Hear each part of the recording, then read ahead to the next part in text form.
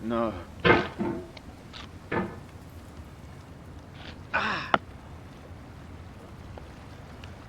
What? What?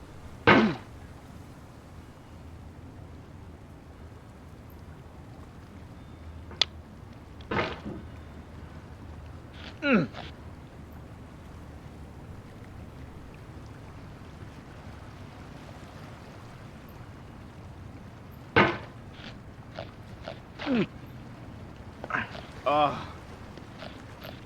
What?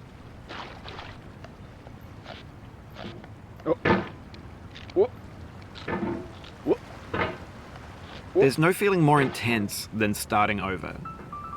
If you deleted your homework the day before it was due, as I have, or if you left your wallet at home and you have to go back after spending an hour in the commute. If you won some money at the casino and then put all your winnings on red but it came up black. If you got your best shirt dry cleaned before a wedding and then immediately dropped food on it. If you won an argument with a friend and then later discovered that they just returned to their original view. Starting over is harder than starting up. If you're not ready for that, like if you've already had a bad day, then what you're about to go through might be too much. Feel free to go away and come back. I'll be here. Alright, thanks for coming with me on this trip.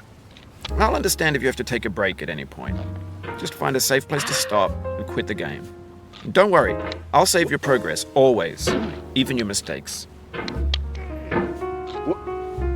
This game is a homage to a free game that came out in 2002, titled Sexy Hiking.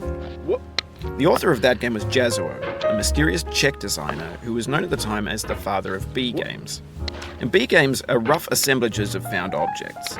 Designers slap them together very quickly and freely, and they're often too rough and unfriendly to gain much of a following. They're built more for the joy of building them than as polished products. In a certain way, Sexy Hiking is the perfect embodiment of a B game. It's built almost entirely out of found and recycled parts, and it's one of the most unusual and unfriendly games of its time. In it, your task is simply to drag yourself up a mountain with a hammer. And that act of climbing, in the digital world or in real life, has certain essential properties that give the game its flavor. No amount of forward progress is guaranteed. Some cliffs are too sheer or too slippery, and the player is constantly, unremittingly in danger of falling and losing everything.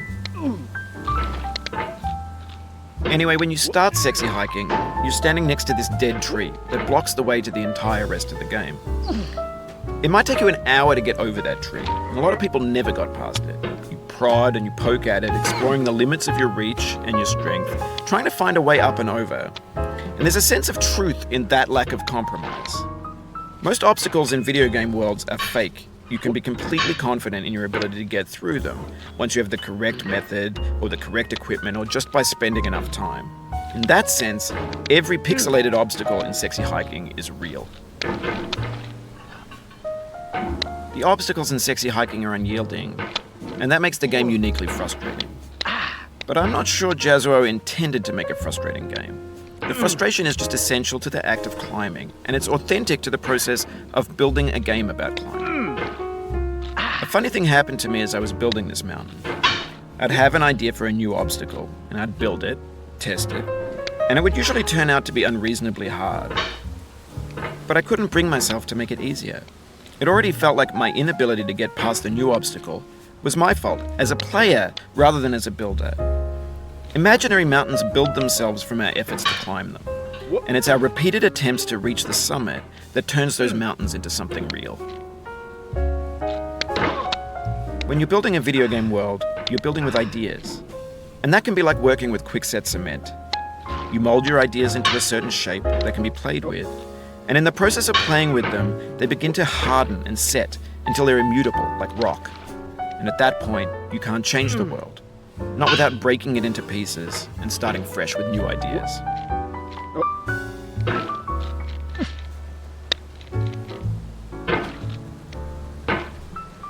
Whoa.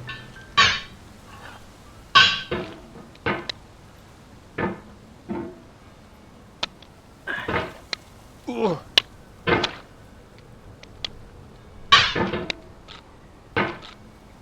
Whoa.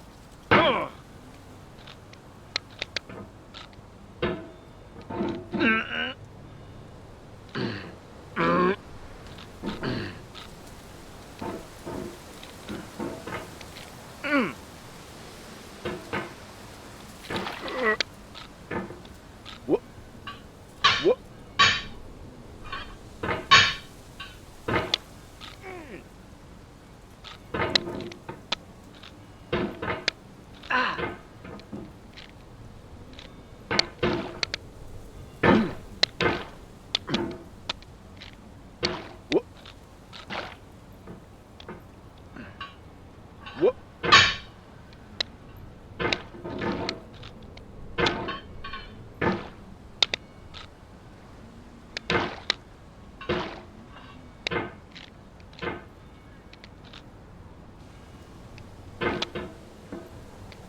Whoa. Whoa. Whoa.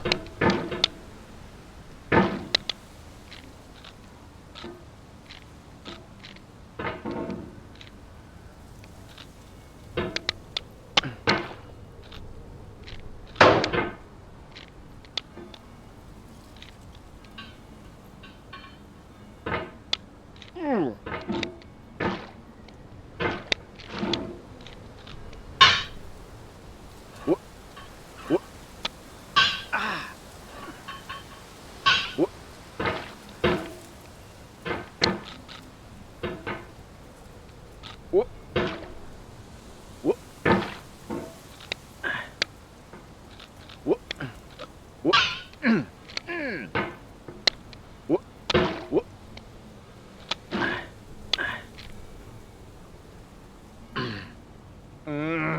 Oh, you just lost a lot of progress. That's a